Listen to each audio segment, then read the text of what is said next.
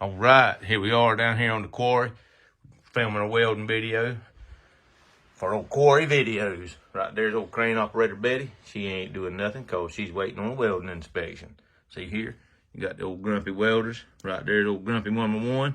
Just an old dinosaur, just an old school welder he is.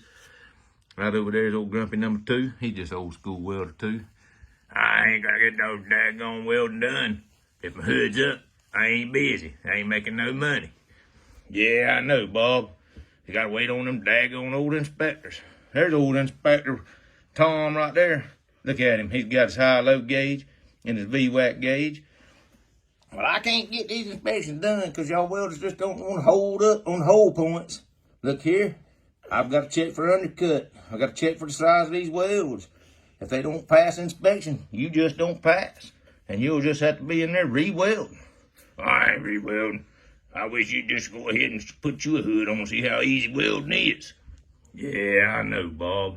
Hey, let's keep that stuff up. Don't ever talk about that.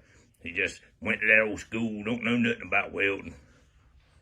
Well, if y'all ain't gonna get all y'all stuff done, then I can't get this lift made. And if I can't get this lift made, well, this old crane just ain't operating right. At me.